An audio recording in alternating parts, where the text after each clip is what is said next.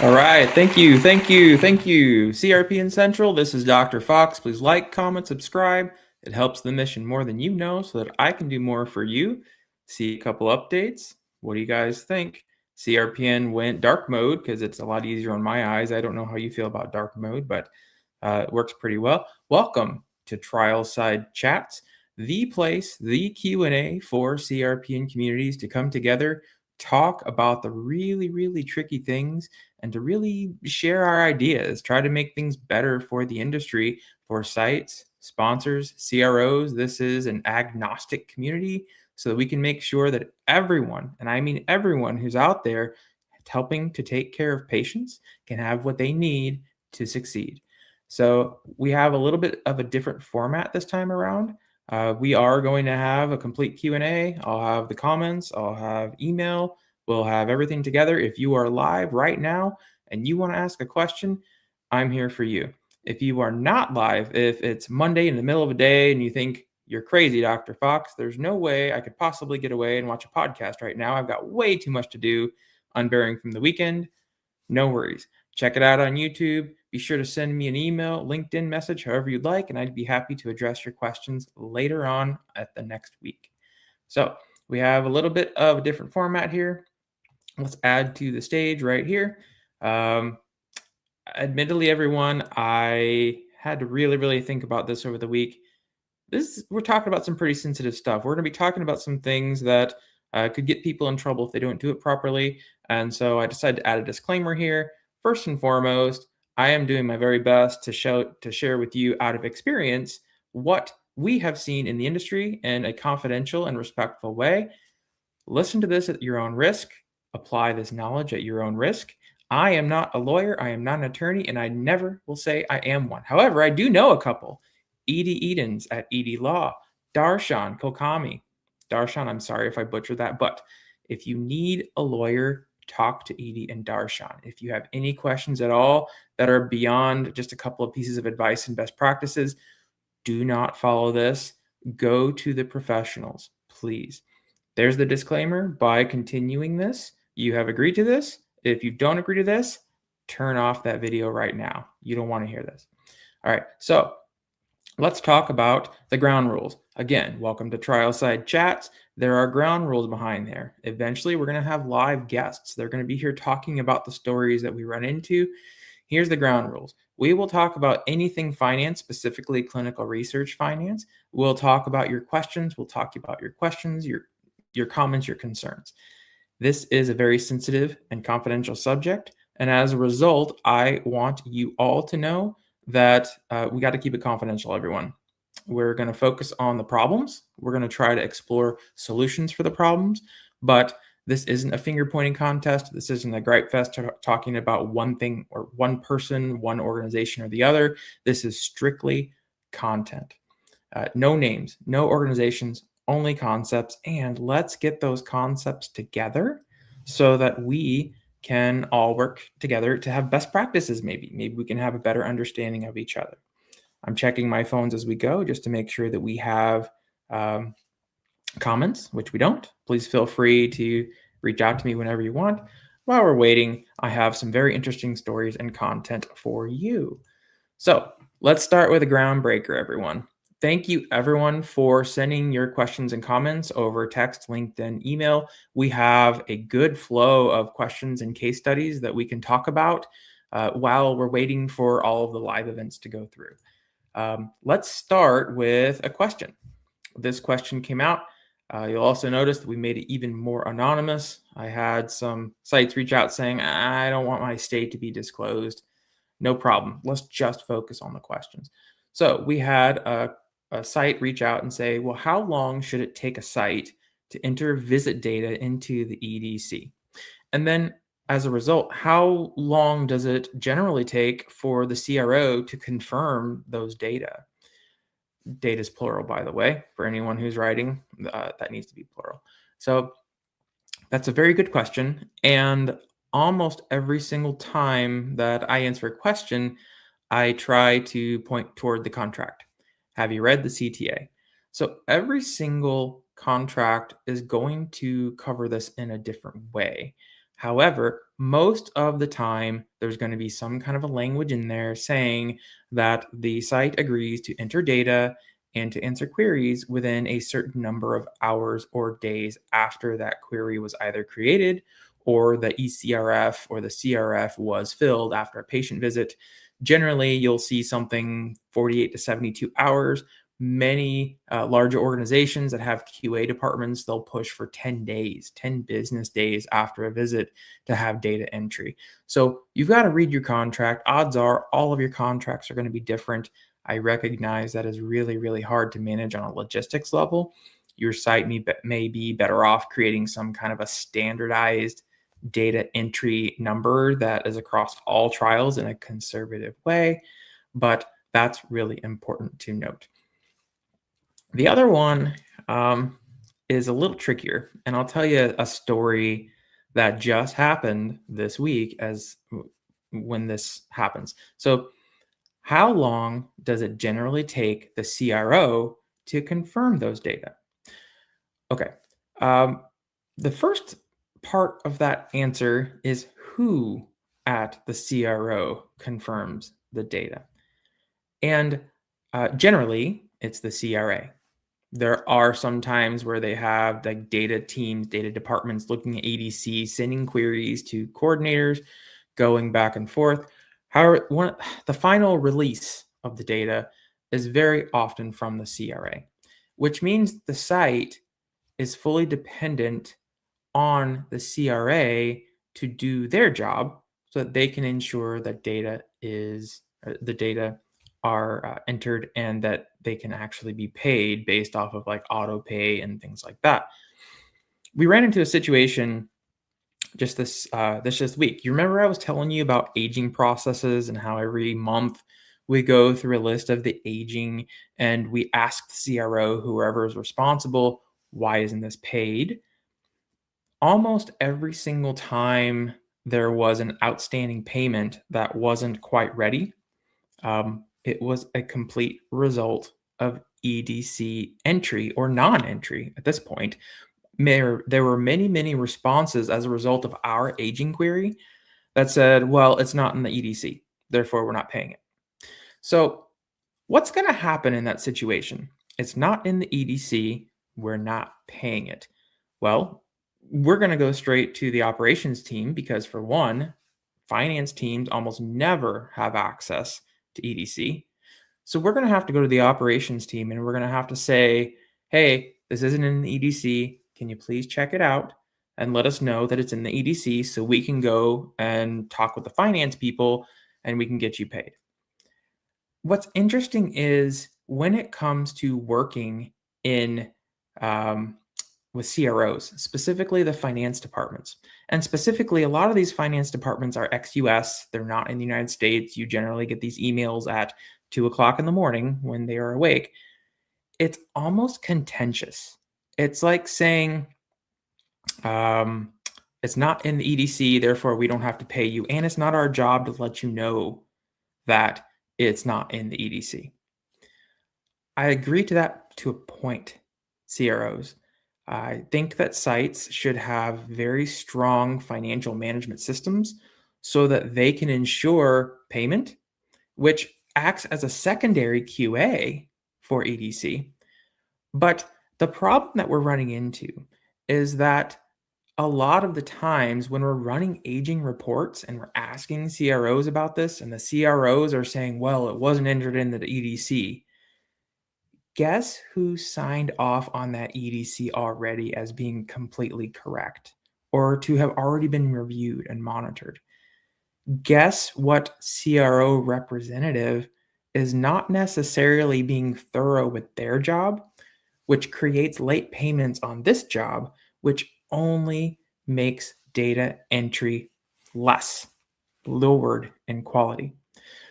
So, why can't we, sites and CROs, come together so that we can use finance as that second check, that double check, another guardrail, so that data is correct, on time, all of the time? If we did that, like let's just say that you figured out some kind of a communication plan where you inform finance teams that something is not paid because there's an EDC error. Finance teams can work internally with the site. They can make sure something is fixed, probably even before a monitor looks at the data. You would have faster monitoring visits. You would save money, and we could all work together toward an objective. What I'd hate to see is this contention when the finance team goes after money and there's this, really, why do I have to do this? This isn't part of my job. They're just whining and complaining. No, we're trying to make sure it's right. And as a result, we're giving the trial stronger data. So anyway, that's a soapbox about that on data entry. To answer the question, how long does it generally take the CRO to confirm the data? It depends on the CRO. It depends on the CRA.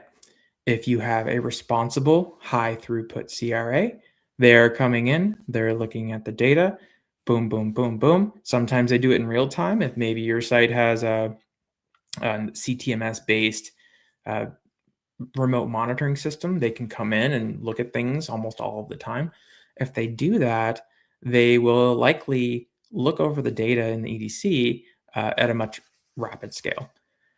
I've had situations where we have done aging reports and the data has been 18 months old, incorrect in the EDC, already reviewed by the CRA. And then we've had situations where the CRA is on top of things and they're looking at things every week, every month. They just go through their rounds on their sites, boom, boom, boom, boom. If there's a query, they let people know. They're really, really good at what they do. So CRAs out there, I recognize you have a highly stressful job, but importantly, for the good CRAs out there, you are highly appreciated, and it really means a lot that you do what you do, because oftentimes sites won't even get their paychecks unless you do your job. So thank you very much for the question. If you have any other questions, please feel free to email them. Let's move on. So today, we are going to have a conversation from the book. So here's the book. There's the QR code. It's on Amazon. Please feel free to reach out to CRPN if you'd like the book shipped to you directly. Happy to sign it, give you a little sticker if you want. We can even give you 10% off the book and give you free shipping as a result. So you get a deal, you support the mission, you get the book, and you'll be ready for the next podcast because we will be looking at this book a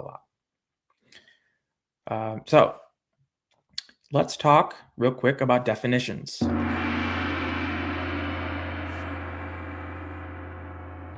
Last week we talked about the stakeholders, specifically sponsors, CROs, sites, vendors. Those are the four primary groups of stakeholders, and whether or not they are primary, secondary, or tertiary plus stakeholders as we get through. Let's talk about how those stakeholders have relationships with each other. So if you go to page 18 of the book, I have it right here. We're going to talk about the term independent contractor. And this, Darshan and Edie, if you watch this at all, I know we've had words about this. So I'd love to have you pipe in. Please feel free to say something. I only want to show what I know and and my opinions on this. So if you have the book, go to page 18, check out the definition. We'll hit that here in a minute. But this is an example of how something is stated in a CTA, specifically from a CRO and a sponsor to a site. Importantly, it states that the institution and institution personnel, which includes the PI, they are independent contractors. When you sign a CTA, it says this in some way, shape, or form. The site is an independent contractor when it comes to signing this. It says there's no partnership. And generally in the CTA, when it reads this, it's trying to disconnect the sponsor from any employment liabilities and tax liabilities that come with employing someone.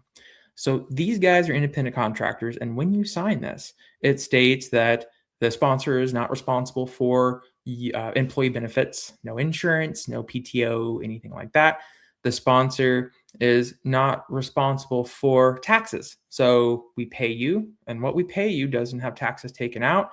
That's totally up to you to file. There are a number of other ways that this is written that says this is in no way, shape, or form a partnership. This is not an agreement based off of what was said before. And going forward, if there's a future trial, if there's a future contract to be signed, this is not a promise on how the future contracts are going to happen. By the way, negotiators, this is the statement that keeps you from constantly mirroring involuntarily your contracts in the future. These are independent contract budgets. This is independent contract. So if you say, oh, well, this last trial, you agreed to this, so we're just going to mirror it, and now you have to take it because it's been too short a time between the contract. Read it. That's all there is to it. Sorry, you're going to have to follow that on a legal level.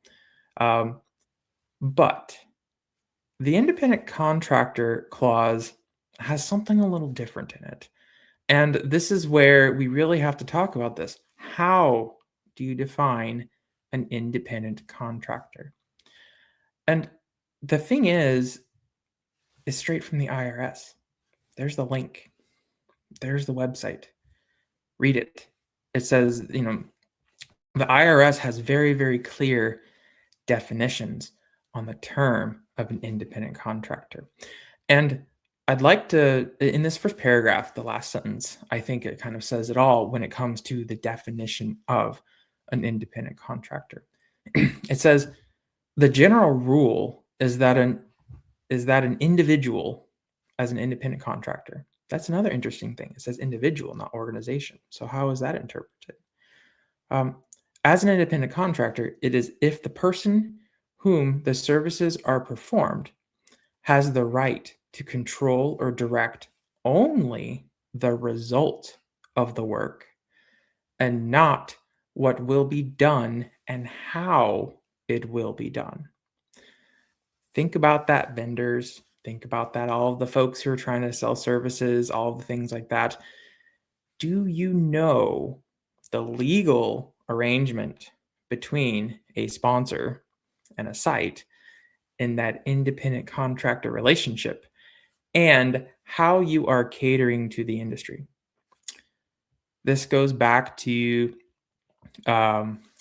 any way that the trial is performed, specifically how it will be done, whether it's a certain technology that is used, whether it's a certain platform, all of these things. How does that regard to independent contractor status when it comes to that relationship?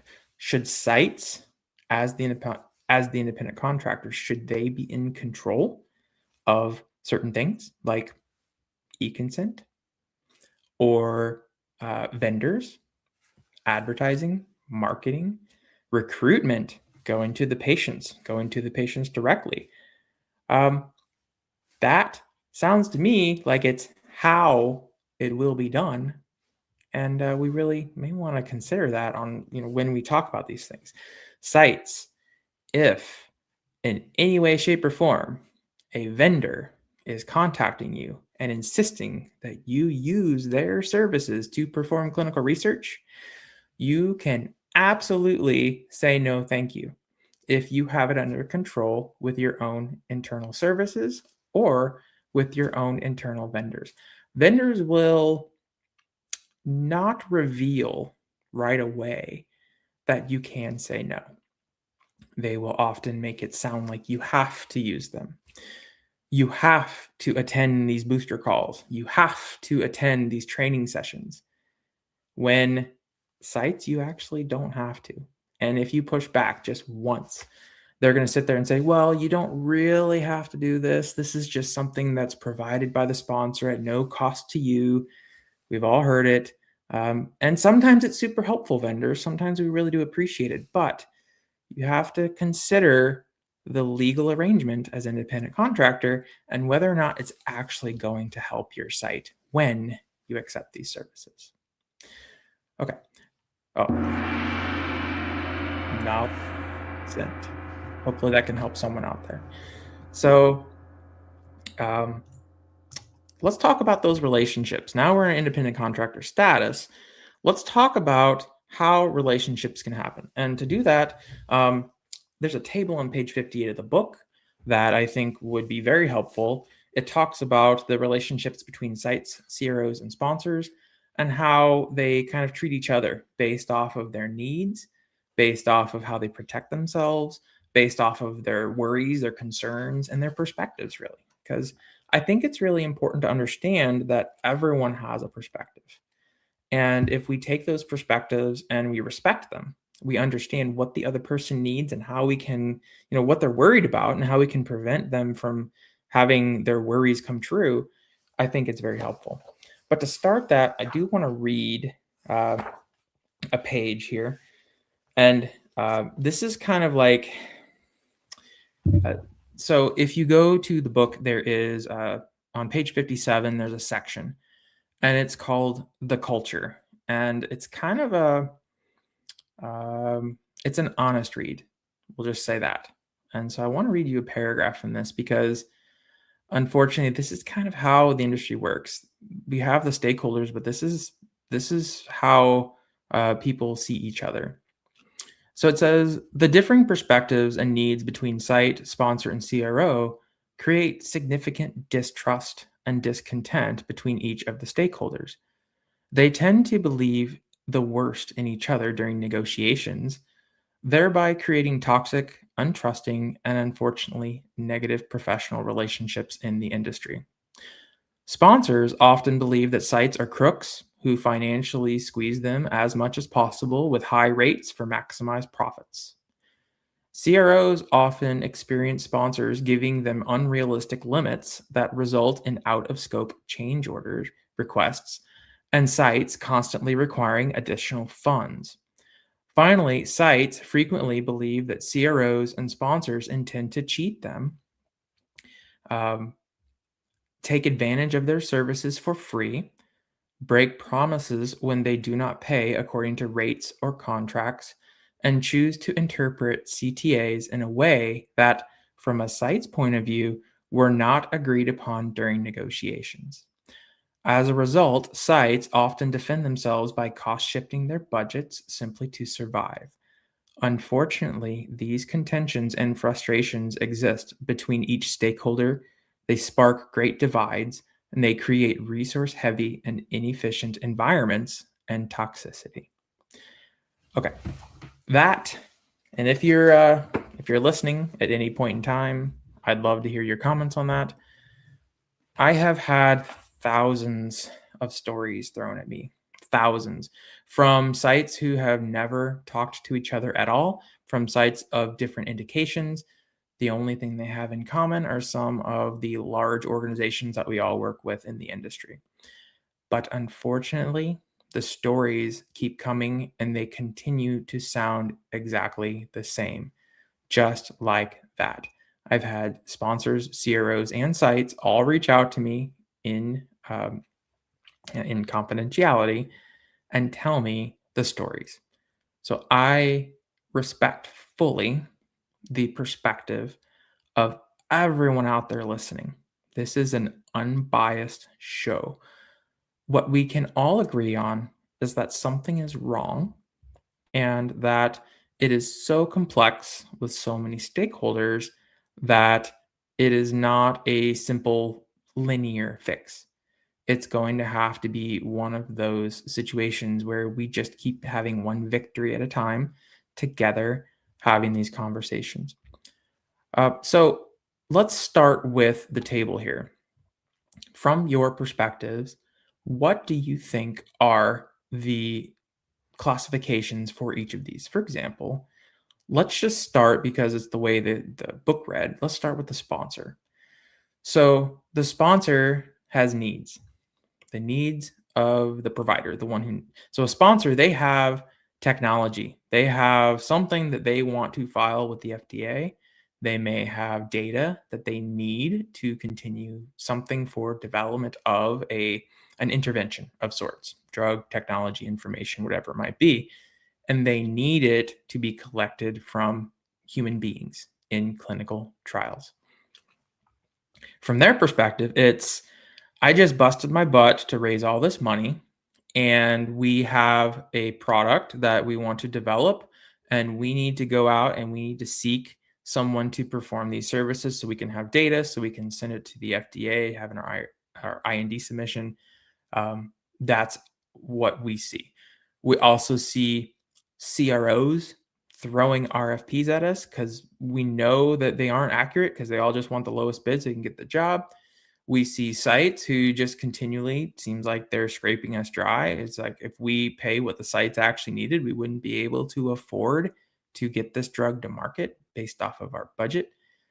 And then we have blind spots. So we may see many different sites and their budgets on our study, maybe a couple of our studies if we have a few of them out there, but we don't see every single sponsor's budget. We don't see every single site's budget to those other sponsors' budgets. And we don't see all of the RFPs from CROs. We only see whatever was solicited to us. Our concerns is honestly running out of money so that this is all a giant waste of time.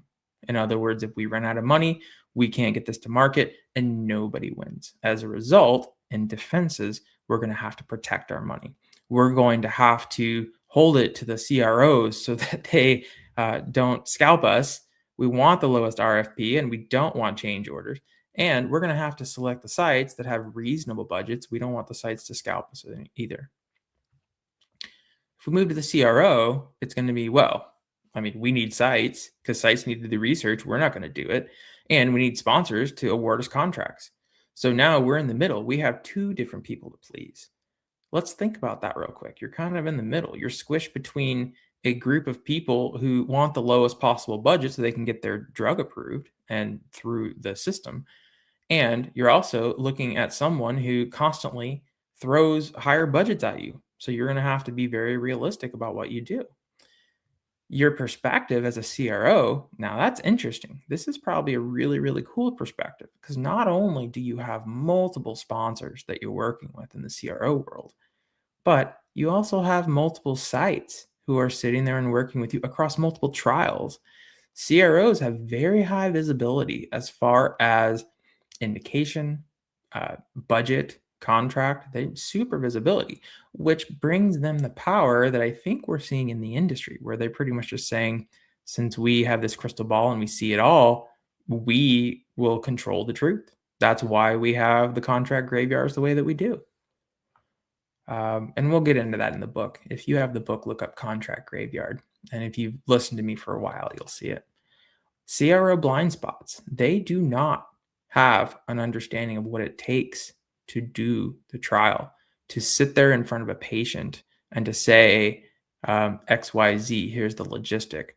They may write the protocols, they may have the solid science behind it, but it's very rare that, unless a CRO representative worked at a site within that year, that they will have any indication of exactly how something is performed.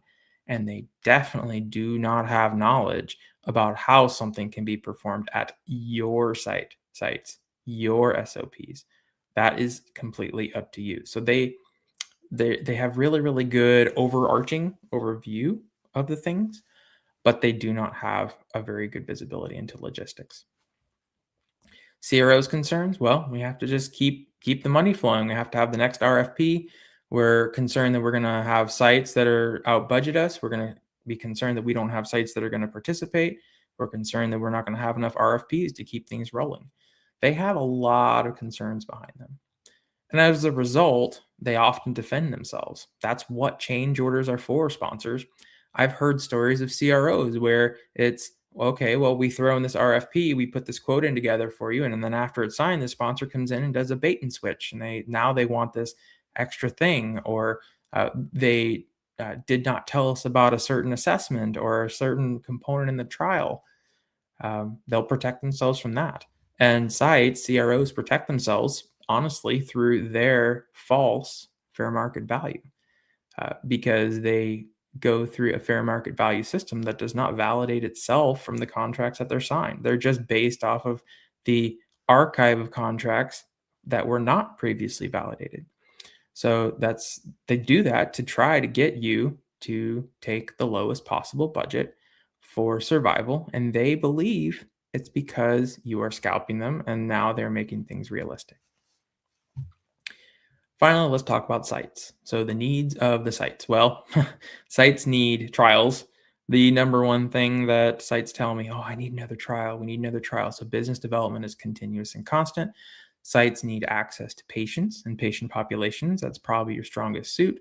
And then sites need access to physicians, PIs, and the clinicians to help them to have the patient visits and to perform the trial. From their perspective, it's all boots on the ground. Sites are the experts at performing the trial. And if you have real sites, when you plan a protocol and when you do certain things, odds are you're going to have logistics battened down very, very well in your protocol. Their blind spots, however, they're not very aware of the industry as a whole. And that could be a strength, but it could also be a weakness. So unless you're part of a network, so for example, you work with someone who negotiates all the time, unless you're part of the big global site networks that we have out there, the very, very large ones, odds are you have no idea what other sites are doing. You have no idea what they're negotiating. Sometimes you don't have any idea how the other sites are performing a trial unless a CRA shares that information, which I'm sure for the administrators out there, you're a little annoyed with that because it takes away your competitive edge. But you're pretty much very, very honed in on the process at hand. And then finally, the concerns. Well, sites are always concerned that they're doing work for free. They're always concerned that they're not getting enough out of the budget. They're concerned that sponsors and CROs are trying to strong arm them. And they're concerned that importantly, the patients are not taken care of because there are certain protocols that harm the patients that are still IRB approved, but they could do significant harm to either the patients, the relationship with that patient, or the site as a whole. As a result, sites will do a certain number of defenses. The number one thing for a site is data. So if sites are not paid, they're not paid on time, guess what's going to happen, sponsors and CROs? It's just like Netflix or any of the streamers that you have, where guess what happens on the streamers if you don't pay your bill? You go to log in and it says, oh, I'm sorry, your time is up. Please pay your bill and you can access it again. That's what sites do, and as they should. If you were not paid to do the services provided, why would you expect those services to continue? It's the same way here. So I'm going to stop for questions, and I don't see any. If you have any questions, please feel free to send them to me. Otherwise, we will continue. So let's talk about this. We're going to go into case study mode now that we're done with some learning. So if you are watching, whether it's now or later, I would like to invite you to send me your questions. So if you look at the bottom, please feel free to email me, send it on LinkedIn, send a YouTube message, whatever it might be.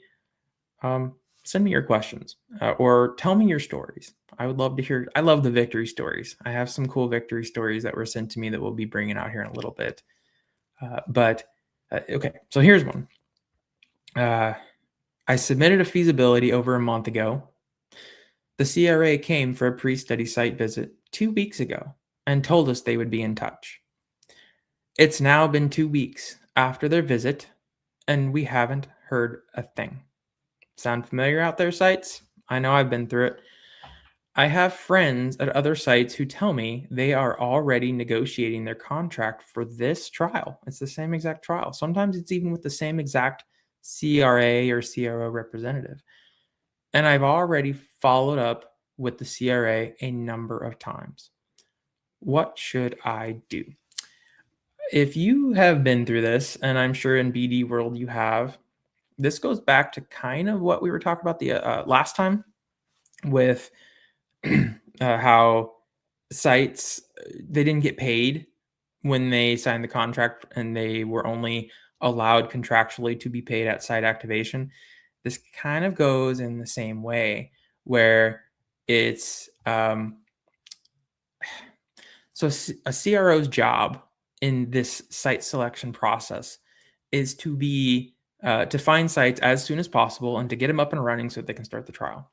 It's just like a job application or any other way of seeking services or having a competitive interviewing process. And as a site, if you have these promises sent to you and then they don't happen, whatever it might be, you're not it. That's all there is to it. If you followed up, they've ghosted you, strike one, strike two, strike three, okay, no problem. We will assign that resource to another trial. You should not linger on this. I will tell you, if you have a promise from a CRA like this and it is not kept, and you keep following up and keep following up and keep following up, the CRA is eventually going to say, oh, never mind. Yeah, we chose not to work with you. That's going to be the solution sites. CRAs are tasked to find the sites. If you are not it, you are not it, and you will know when you are not it. And it's unfortunate, but it's just, okay, pick everything up, move on to the next one, go to the next option. Odds are, if you have a really good business development pipeline, you're not going to be hanging on a single trial. It's just going to be one of many, many clients. Okay, no problem. Next foot forward. Boom, move on to the next one. You're going to get to a point when you're going to have more trials than you know what to do to perform. And when you get to that point, you can be far more selective, and this isn't even going to be a problem. I assure you, once you get up and running, the trials will come and they'll just continue to approach you. Not as passively as many would like, but you will have the opportunity to be more selective when it comes to that. So I'm so sorry you're running into this. I would drop it and move on to the next one. And I'd be really, really surprised if that CRA comes back after saying something like that and telling you that you did get the trial. So let's move on to the next one. Oh boy. Okay.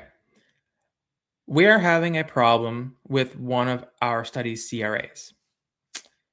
They are connecting dots that aren't there.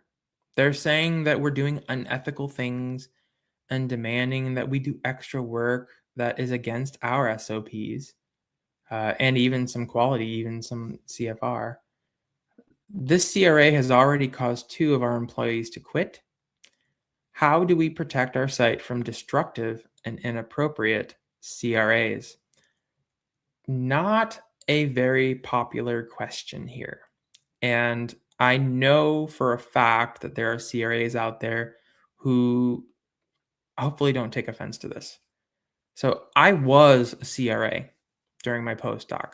I had official CRA training from some of the best that, honestly, really, really good people. They've been doing it for a long time.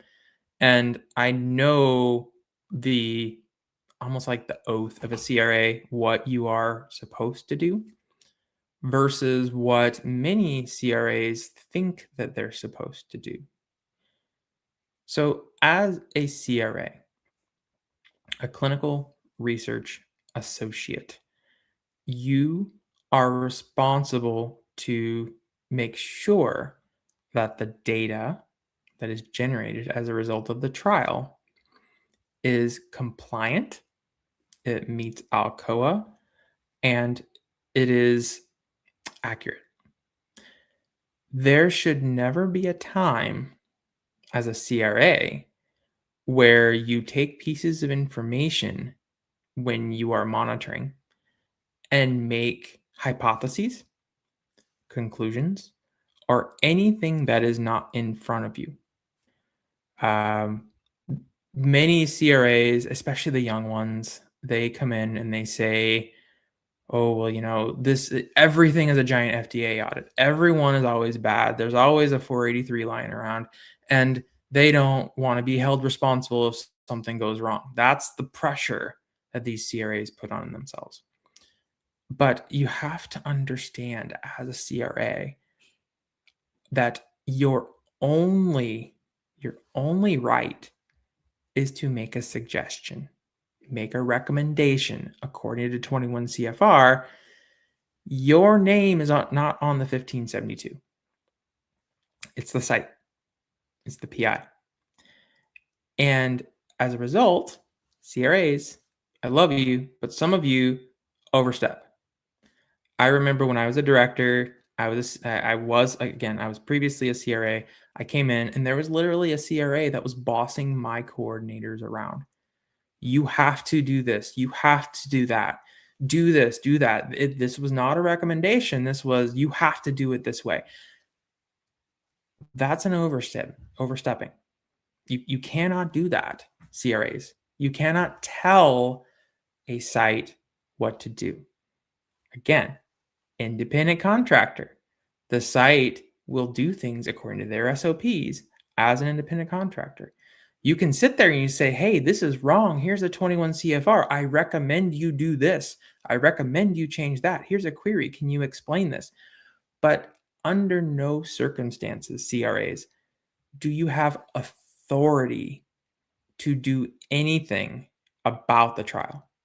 You have the authority to make recommendations that the site and the PI who are on the 1572 can look at, consider, and change.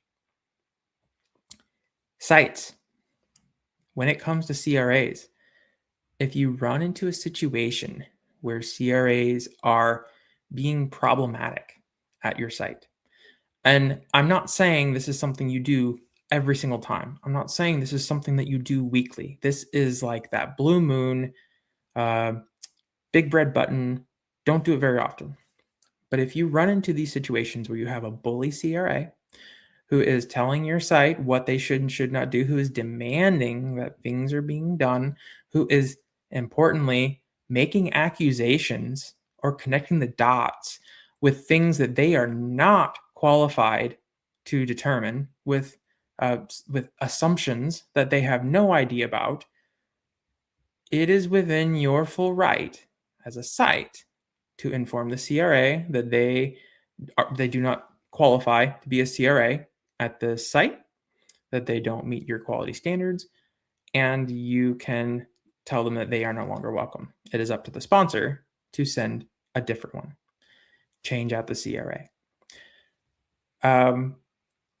CRAs, I'm saying this very seriously because out of respect, I know what pressure is on you. I know the experience that you have. Like we were talking about relationships, I know that you see a lot, but you have to understand the difference between being a full associate, a friend of the site to try to make a trial run properly, and what many sites experience as a result of CRAs who maybe misunderstand what they are doing in that situation.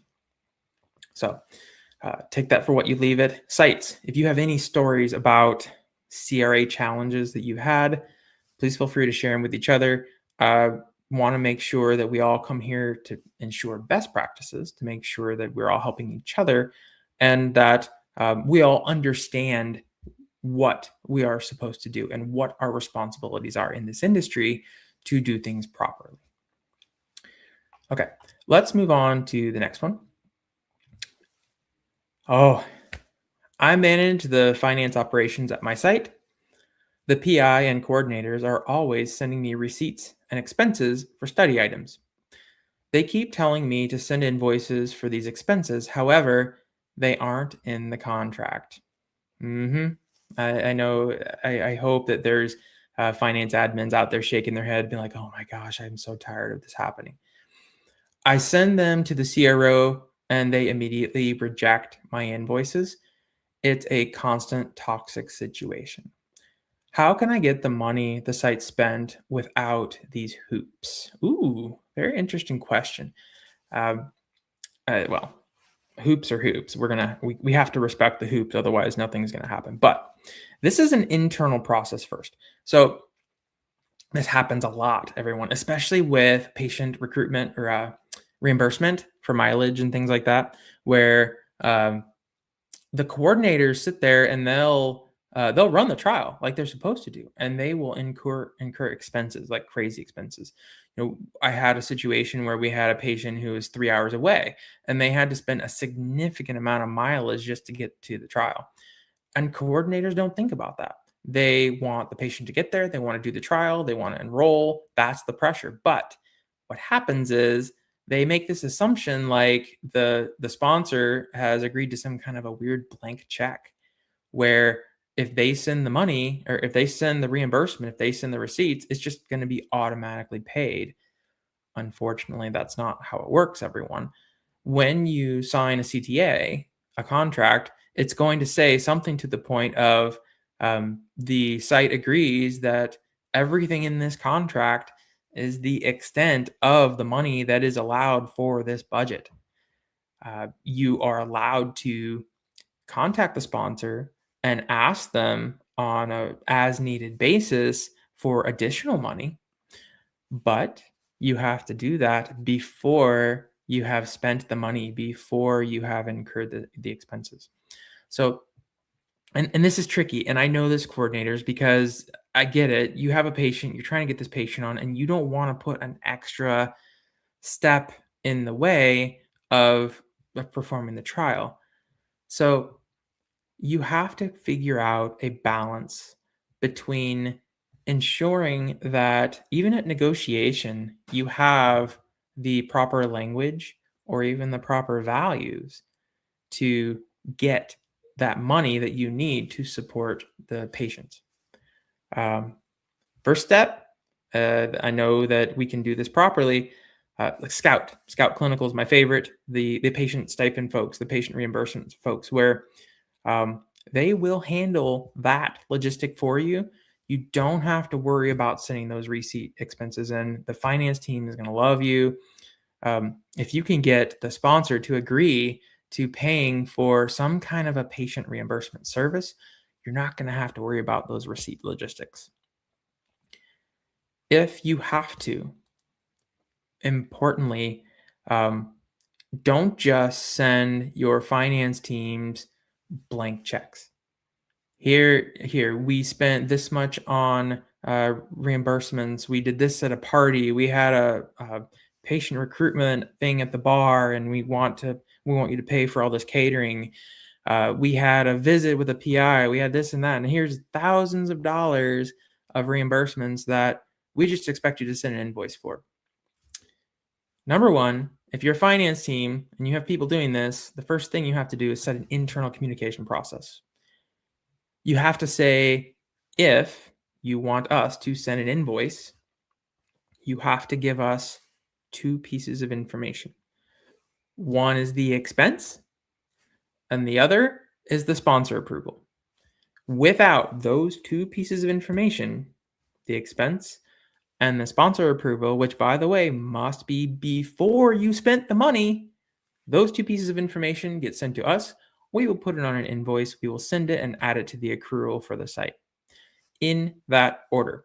If you find someone who just keeps forwarding you a bunch of receipts without any sponsor permission approval at all, kick it back to them saying, we're not going to waste time sending an invoice that we know is going to be rejected until you provide us with the sponsor approval for that expense. For all of you CRCs out there who are going through this, the sponsor approval can be obtained most of the time through your CRA. Contact your CRA, say, hey, we really need to incur this expense. Can we please get permission for this? The CRA will probably send it to like a trial manager or someone who can make that decision, send you back the approval. Just send that email over. Yes, approved. Bill us for this amount. That is what a site finance team needs. They don't need a clown car of expenses that was not agreed upon, that was not approved, and that will be rejected, which will waste everyone's time. The CRO, the site, everyone, it will waste their time. So those, unfortunately, how can I get the money the site spent without these hoops? The answer is you actually need more hoops. You have to jump through the hoops. And if you don't jump through the hoops, you don't send the invoice. That's all there is to it. Okay, so we have filled up the time. It is 1:49, everyone. It has been an excellent show. It'd be nice to see some comments here, but I'm hopeful that eventually we will get there. If you are interested, please feel free to connect with CRPN. There's our website. You can learn all about the CRPN mission and everything that we are doing. Find me on LinkedIn. We're all over the place. And there's the YouTube channel. So please like, comment, and subscribe. Support the mission.